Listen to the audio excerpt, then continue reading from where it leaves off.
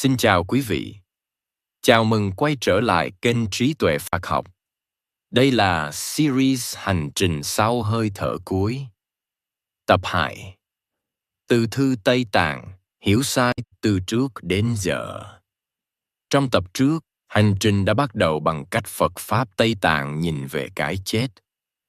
Không phải như một điểm kết thúc, mà như một giai đoạn chuyển tiếp của tâm thức. Cái chết không còn là điều cần né tránh, mà trở thành một phần của con đường tu tập và hiểu biết. Từ nền tảng đó, tập này sẽ đi vào một chủ đề quen thuộc nhưng rất dễ bị hiểu sai, từ thư Tây Tạng. Khi nhắc đến Phật Pháp Tây Tạng và cái chết, rất nhiều người sẽ nghĩ ngay đến một cuốn sách quen tên, Tứ thư Tây Tạng.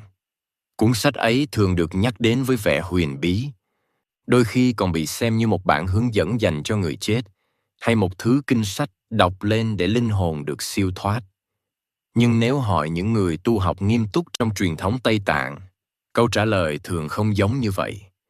Geshe-Georges Dreyfus, một học giả Phật Pháp Tây Tạng, đồng thời là một tu sĩ từng trải qua hệ thống đào tạo tu viện rất khắt khe, đã dành khá nhiều thời gian trong bài giảng của mình để nói rõ về điều này.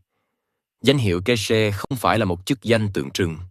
Đó là học vị cao nhất trong hệ thống tu viện Tây Tạng, tương đương với một tiến sĩ về triết học Phật Pháp, đạt được sau hàng chục năm học tập, tranh biện và thực hành. Georges Dreyfus là một trong số rất ít người phương Tây đạt được danh hiệu này trước khi trở thành một học giả giảng dạy Phật học tại các trường đại học. Và chính từ vị trí vừa là người trong truyền thống, vừa là người nghiên cứu học thuật, ông nhìn từ thư Tây Tạng với một sự tỉnh táo rất rõ ràng. Geshe-Georges Dreyfus nói thẳng rằng, hình ảnh tứ thư Tây Tạng trong trí tưởng tượng của nhiều người hiện đại không phản ánh đúng vai trò thực sự của nó trong Phật Pháp Tây Tạng. Ở phương Tây, cuốn sách này nổi tiếng một phần vì tên gọi gây tò mò, một phần vì nó được xem như cánh cửa dẫn vào những bí ẩn về cái chết. Nhưng trong đời sống tu tập của người Tây Tạng, đây không phải là cuốn sách trung tâm mà ai cũng học, cũng đọc, cũng nghiền ngẫm. Ông từng nói một cách rất giản dị. Nó nổi tiếng ở phương Tây nhiều hơn là ở Tây Tạng.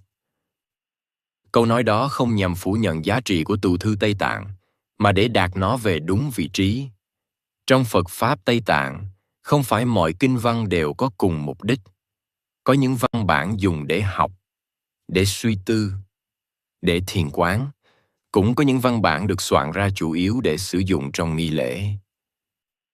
Từ thư Tây Tạng thuộc về nhóm thứ hai nhiều hơn. Geshe-Georges Dreyfus giải thích rằng, nội dung của cuốn sách này được dùng trong các nghi thức từng đọc cho người đã qua đời hoặc đang hấp hối. Mục đích không phải là giai người chết theo nghĩa thông thường, mà là nhắc nhở, gọi hướng, dựa trên niềm tin rằng tâm thức vẫn có thể nghe, có thể phản ứng trong những giai đoạn nhất định sau khi thân xác ngừng hoạt động.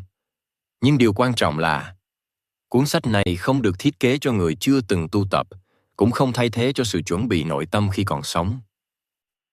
Nếu một người cả đời chưa từng làm quen với việc quan sát tâm, chưa từng thiền quán, chưa từng học cách buông xả, thì việc từng đọc từ thư sau khi chết không thể tạo ra phép màu. Một trong những hiểu lầm phổ biến nhất là nghĩ rằng tứ thư Tây Tạng mô tả chính xác những gì mọi người sẽ trải qua sau khi chết. Geshe-Georges Dreyfus nhấn mạnh rằng những hình ảnh mô tả trong đó phản ánh cái nhìn của truyền thống mạt Pháp, dựa trên kinh nghiệm thiền định rất sâu của các hành giả. Chúng không phải là bản đồ chung áp dụng giống nhau cho tất cả mọi người. Nói cách khác, từ thư không phải là bản đồ khách quan của thế giới bên kia, mà là bản hướng dẫn được viết từ góc nhìn của tu tập. Nếu tách nó khỏi bối cảnh đó, người đọc rất dễ rơi vào hai cực đoan, hoặc là mê tín hoặc là hoang mang. Geshe-Georges Dreyfus cũng lưu ý rằng, trong Phật Pháp Tây Tạng, việc tu tập để chuẩn bị cho cái chết không bắt đầu từ tu thư. Nó bắt đầu từ cách con người sống, từ cách họ đối diện với vô thượng, cảm xúc và sự bám chấp của chính mình. Tứ thư chỉ có ý nghĩa khi nó gọi lại những điều mà hành giả đã quen thuộc từ trước. Nếu chưa từng học cách nhận diện tâm, thì khi chết, những lời nhắc nhở dù được đọc lên cũng rất khó được nghe thấy theo đúng nghĩa sâu của nó. Một điểm nữa thường bị hiểu sai là việc tử thư Tây Tạng được xem như kinh dành cho người chết. Geshe Georges Dreyfus cho rằng cách gọi đó dễ gây nhầm lẫn. Thực ra, cuốn sách này nói nhiều hơn cho người sống. Nó nhắc người đang sống rằng cái chết không phải khoảnh khắc xa xôi, mà là một tiến trình có thể được chuẩn bị ngay từ bây giờ. Nếu chỉ đợi đến khi chết mới quan tâm thì đã quá muộn. Chính vì vậy, trong Phật Pháp Tây Tạng, người ta không đặt từ thư ở vị trí trung tâm như nhiều người tưởng. Vị trí trung tâm vẫn là giới, định, tuệ, là thiền quán, là hiểu biết về tâm và vô thường. Từ thư chỉ là một phần nhỏ trong một hệ thống rất rộng lớn. Geshe Georges Dreyfus nói một ý rất rõ ràng. Không có văn bản nào có thể thay thế cho sự tu tập thực sự. Câu nói này, nếu nghe kỹ, không chỉ nói về tự thư Tây Tạng, mà nói về thái độ của Phật Pháp nói chung đối với mỗi kinh sách. Tập này của hành trình sau hơi thở cuối không nhằm phủ nhận tứ thư Tây Tạng, cũng không nhằm thần thánh hóa nó. Mục đích chỉ là gỡ bỏ những lớp hiểu sai để cuốn sách ấy được nhìn đúng với vai trò của nó. Không phải chiếc chìa khóa vạn năng mở mỗi cánh cửa sau khi chết. Không phải cuốn sách thay thế cho tu tập, mà là một bản văn nghi lễ, ra đời trong một bối cảnh tự học rất cụ thể. Khi đặt nó vào đúng chỗ, tứ thư Tây Tạng không làm con người sợ hãi, cũng không làm người ta mơ mộng. Nó chỉ lặng lẽ nhắc một điều. Chuẩn bị cho cái chết không bắt đầu khi hơi thở dừng lại. Nó bắt đầu từ cách con người sống từng ngày. Ở tập tiếp theo, hành trình sẽ đi vào một câu hỏi mà hầu như ai cũng từng nghĩ tới. Sau khi chết, con người đi đâu? Và để trả lời câu hỏi đó, Phật Pháp Tây Tạng nói đến một khái niệm then chốt. Trung ấm, Bardo.